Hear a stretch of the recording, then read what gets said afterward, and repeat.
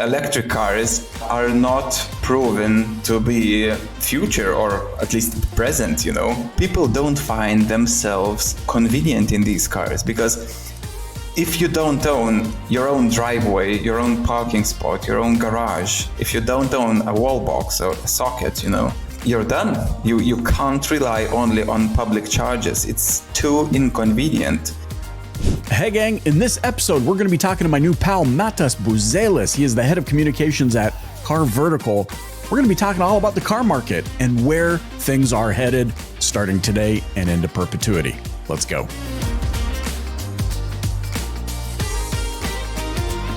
Okay, I had to ask you, beautiful accent, Formula One. I was like, this guy's not in America. America's all about NASCAR. And so as it turns out, you are based in Lithuania. Exactly. And I got to tell you, man, what I love about this is I grew up in Canada. And I feel like in Canada, we are aware that the rest of the world exists. Yeah. And sometimes, and please, DPB gang, I love you. Sometimes I feel like America thinks only America exists. And so anytime I can have someone from somewhere else in the world in our beloved industry give me some insights about kind of the global landscape, I'm excited about it. Matas, thank you so much for joining me here on the Dealer Playbook podcast. Thank you. Pleasure to be here. Okay, let's dig into this. First of all, I got to ask you some questions. What is the Association of Automotive Intelligence? Yeah, so we decided, that we have to do something to fight fraud, and fraud is a big topic, big thing, at least here in Europe. But I think it's a global phenomenon, when it comes to automotive fraud, when it comes to cars with hidden damages and things like that. So we offer, history reports at the company, but we decided to go one step further. So we established the association where we basically invite various companies, various international businesses to join the association to have this mutual voice that needs more protection of the public interest, perhaps, is the main goal, because in the end of the day, as at least, in Europe, as cars are moving from one country to another, they are changing regularly, pair of hands. In the end of the day, people are still being scammed and fraud is still there. So the authorities, even at these global institutions like European Commission or European Union, they don't do enough to make this stop. So we decided to create this association and then to maybe get in touch with these officials, with authorities, and ask what do you think about, how can we change that? How can we prevent people from stumbling up upon these fraudulent cars? So that is the main goal. Yeah. I love it. How easy? Now, this is where I am kind of ignorant. If I was to transact a vehicle from Canada to the United States, there's a lot of regulation. Is it easier to sell from one European country to another? Does that happen often? My God, it's easy. You can't imagine. Really? Whenever I was looking for a car myself, obviously we in Lithuania, we have quite a small market. So it's 1.7 million of cars registered on the roads. So it's a small range to select a car from. But what I did, I entered the most popular German classified websites. And I knew I wanted the panoramic roof, the double layer glasses and things like that. So I checked all the filters and I got the car from Germany. I got a company which is owned at least the head of sales was my friend. So I asked him to help me bring the car from there. but it's actually easy. There are hundreds or thousands of car buyers that are personally traveling to foreign country and coming back on their own, with that new car they purchased. So it's really easy. You get these, what's the word? Temporary number plates, perhaps is that right? Yes. Yeah. Yep. So you get these, and you simply drive back. You get these and the insurance, and you drive back, and you go through a couple of procedures, for inspecting the car, whether everything's fine, checking the VIN and things like that, and that's it, really. So it's even a car from United States to have here, it's easy. So So imagine this. I mean, Europe is a massive used car market, but countries like, let's say, Spain or Portugal, they don't allow these used cars from the United States. It's nearly impossible to import a Mustang, any car that they wish to drive there. Where, for example, Lithuania accounts for about 25% of all used American cars flowing to Europe. So it's basically gates for American cars to Europe. Wow. Yeah, that's so there are a lot of millennials cruising down the streets in Ford Mustangs in Lithuania. Is that what you're saying? Actually, in some regions, you could see so many Challengers, so many Mustangs. Really? It's crazy. And people are, what do you see the most often of? Like what cars would be more common as a used American car in Europe? I think it's BMWs are the most common. BMWs and Audis, and maybe Mercedes Benzes. Yeah. Wait a minute. Hold on. Time out. Are you saying that they're bringing? Oh, look, see, StreamYard. We're recording here, and it gave me a thumbs up. Yeah. Are you saying? I just want to make sure this is a glass. I got to take my glasses off to process this one. Are you saying that? Yeah. That's how they can tell us apart now. They know you're the one that's got the glass.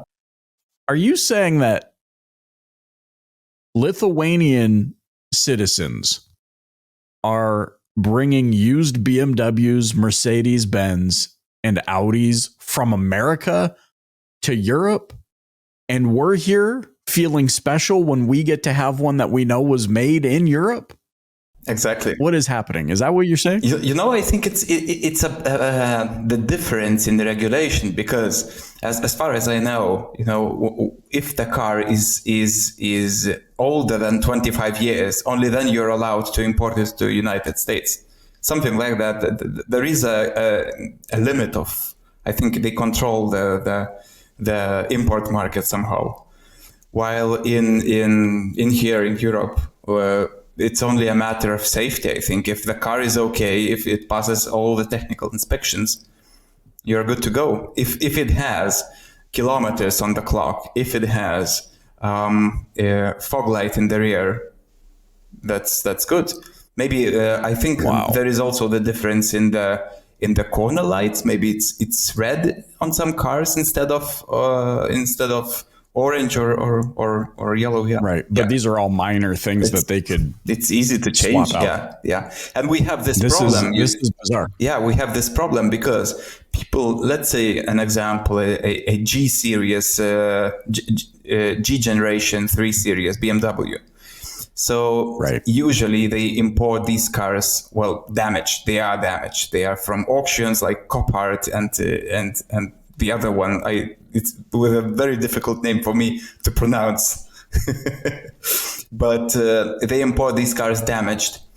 And the first thing they need to do to have the cars going is to repair them.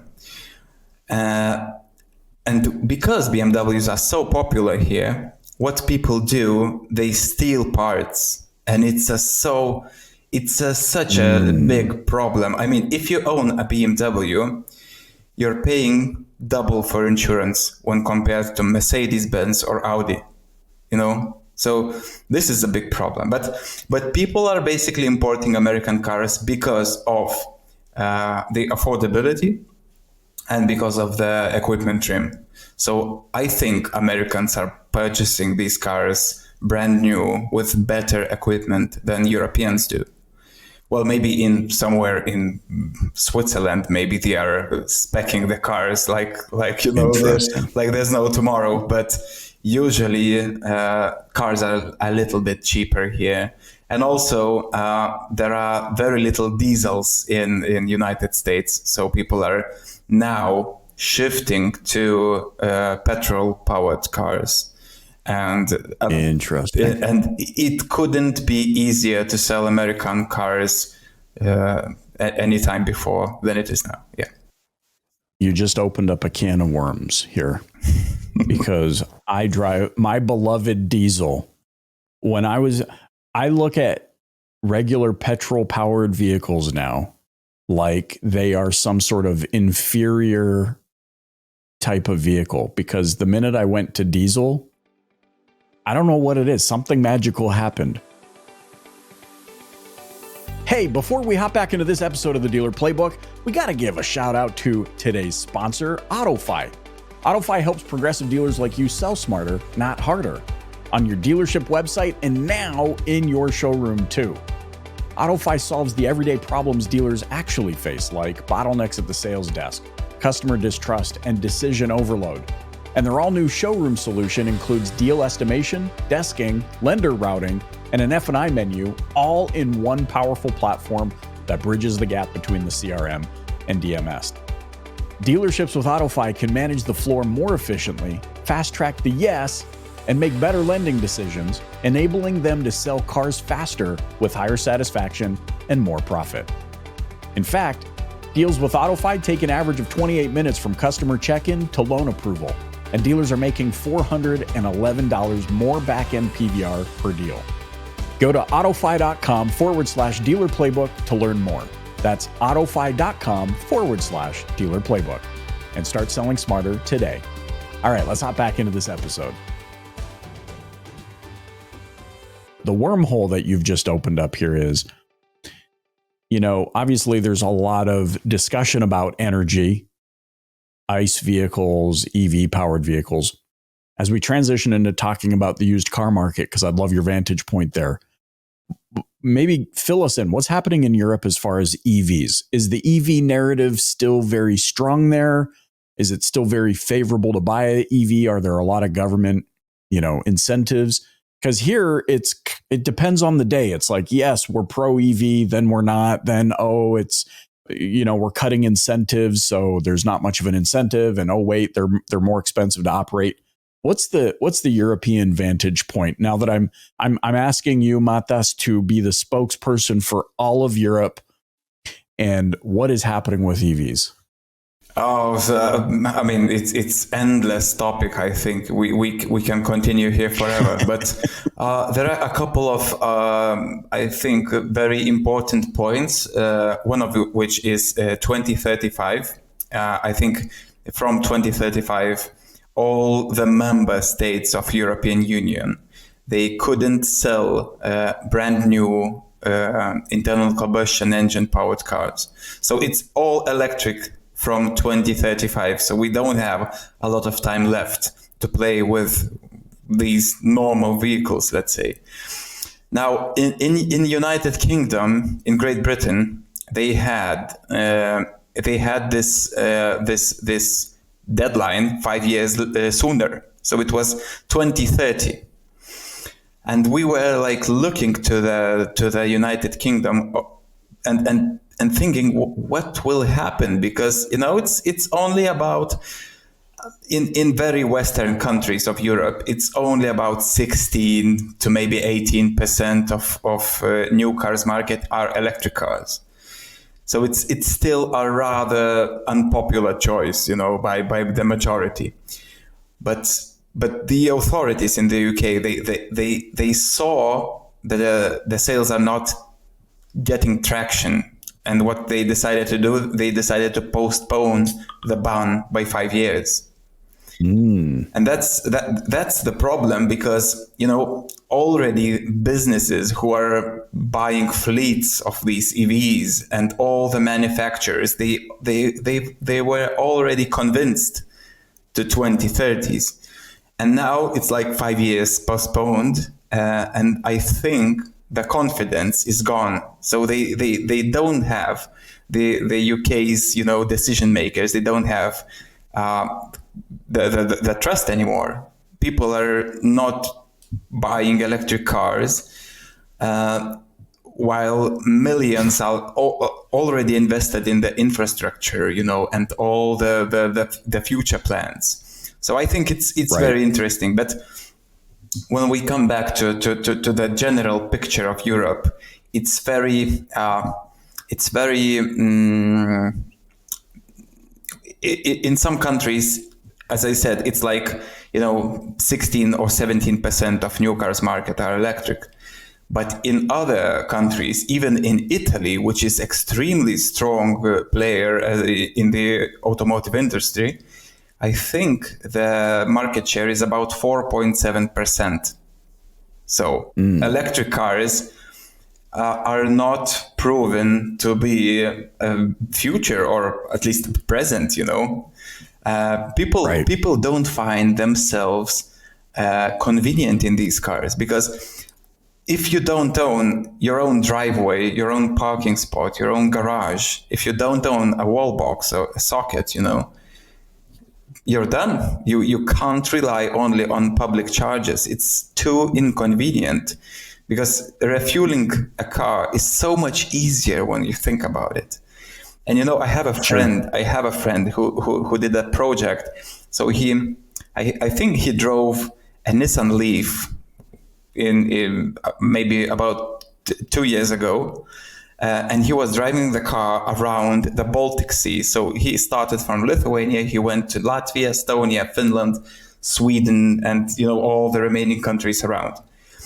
And the extreme pain point is when you leave your own country and you see your batteries being drained out, so you have to stop to recharge.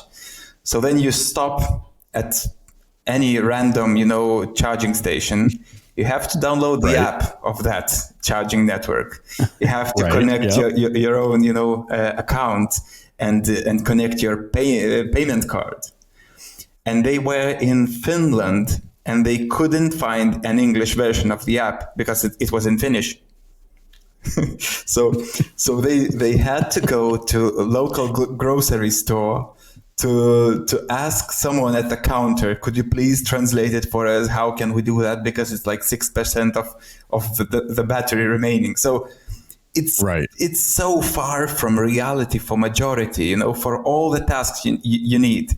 I think it's a good thing. An electric car is a good thing if you have a two-car garage. So one car you have, you can take it anywhere. It's maybe a gas or diesel powered car, comfy, spacious, practical, and easy to refill. The other car can be, let's say, a Volkswagen e-up, which is at least in here, it's very popular. It's easy. You sit in, you press the button to defrost the windshield, and you're good to go. And in the city, it's okay. But as the moment you leave the city, the car is out of its playground, so. Right. Very interesting. Well, and the part that I still struggle to reconcile as we segue into, the question I have about the used car market. When you look at these deadlines that they've given us, 2030, 2035 now, maybe in another 5 years, it'll be 2040, and then they'll push it back to 2045. What I still can't wrap my mind around is the hundreds of millions of petrol-powered used vehicles on the streets. Nobody has said, oh, here's how we're going to phase all of those out by this time period, which suggests to me that even, let's just say we met our EV deadline and all new vehicles sold in the year 2035 are going to be EV. We're still talking about 75 to 100 years, maybe 150 years before there's a full transition. And so did we with this environmental narrative, did we actually solve anything? Or, and I'm no conspiracy theorist, but did we not solve anything and it's all just powered by money? So I've got to ask, just because I know I don't want to get flagged. I don't want to get canceled. I don't want Apple to shut me down. What do you see for the used car market? What's happening right now? As far as car market is concerned in the year 2024, where do you see it moving maybe in the next 18 to 24 months? Yeah, it's, at least here across the Atlantic, we face in some certain markets quite a big uncertainty because, these geopolitical tension, there are these sort of problems. For example, imagine if China really invades Taiwan, we will wait for brand new cars for 5 years. That's the case, that's the reality if that's happening. My neighbor was waiting for his car for 2.5 years. So he purchased the car. Nope, I've moved on by 2.5 years. Holy moly! Exactly. So once you get the car, it's actually a little bit dated, So right. The only maybe motivation was that everything got so much more expensive, so much more. The cars have become so much more expensive than they were like 3 years ago. I remember brand new Toyota Camrys, they were selling for a price that you could now only pick up maybe a Corolla at the best bit, So it's all these price increases on all these kind of things. I think they made the market a little bit slow down, It's also the disrupted chain made, I think, car manufacturing, it's not a volume business anymore, So you don't need to make millions of cars to make money. You can make maybe hundreds of thousands to make the same, because right. of the profit margins have increased maybe. So these are the things, but regarding the used car market, because it's mostly concerned with the new cars, but regarding used car markets, now we see the prices are stabilizing, at least in Europe.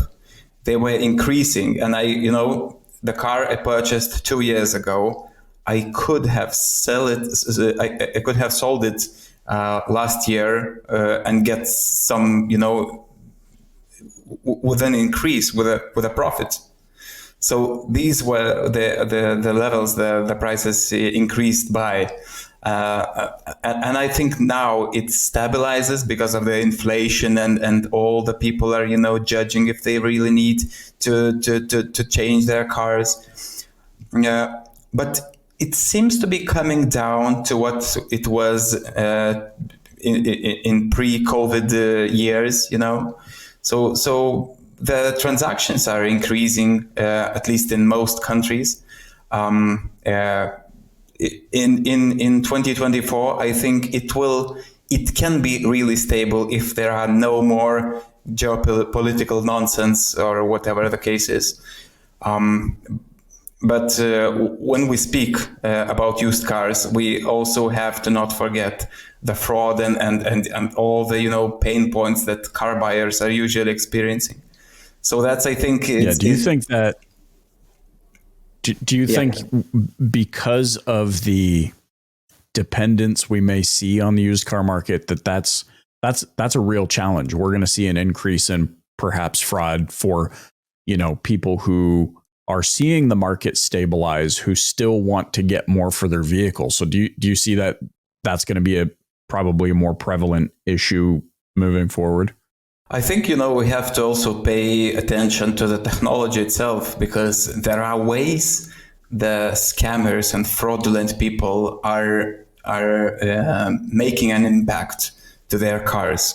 For example, there are devices who can make the clocking impossible to detect, and there are no tools or no ways how to work around that sort of problem, at least yet. So even, all these newer cars, they are easier to access with computers and diagnostic systems.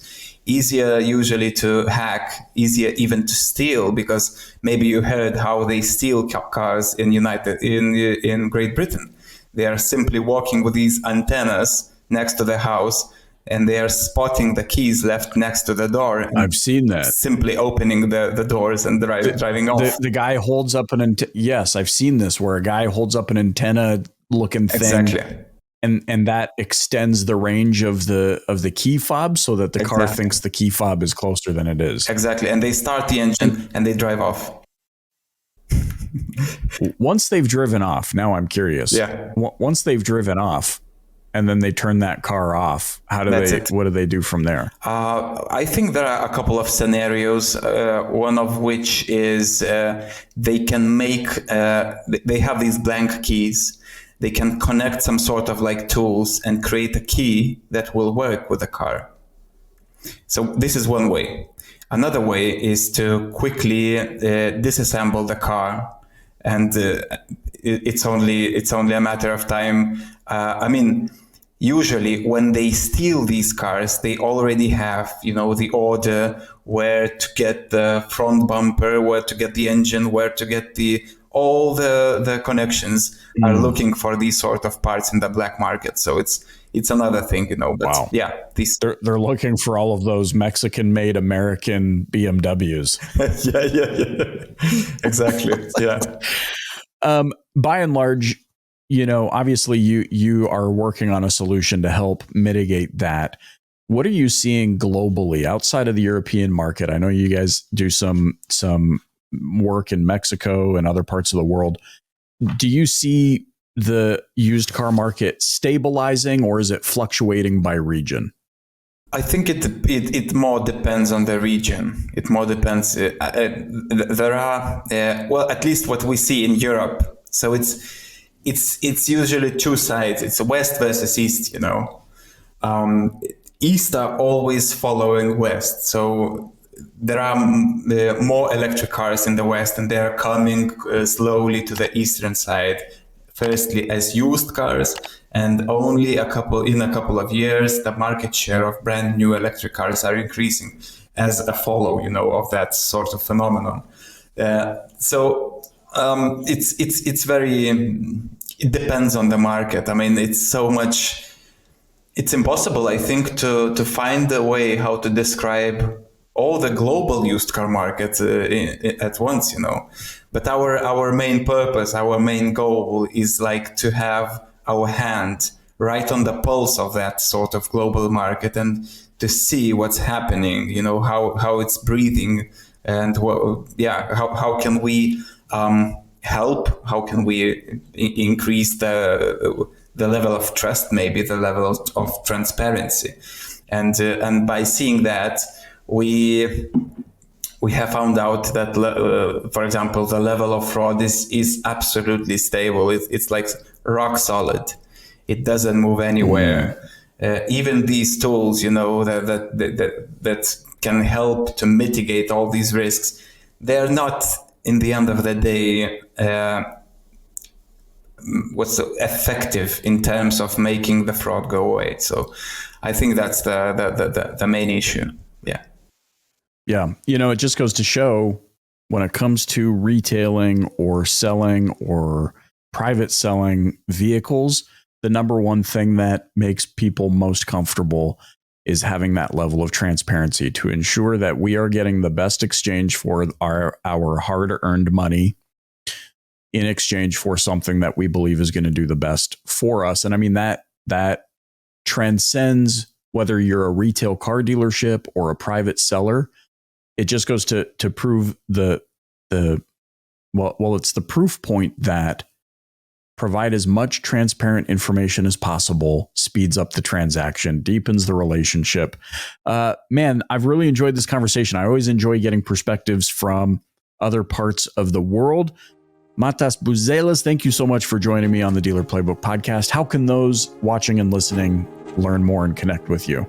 yeah, feel free to find me on LinkedIn, on Matas Buzelis. And yeah, visit our website, carVertical.com. Just see how it looks like, and that's really it. Thank you. Thanks for joining me on the podcast. Big pleasure. Hey, thanks for listening to the Dealer Playbook podcast. If you enjoyed tuning in, please subscribe, share, and hit that like button. You can also join us and the DPB community on social media. Check back next week for a new Dealer Playbook episode. Thanks so much for joining.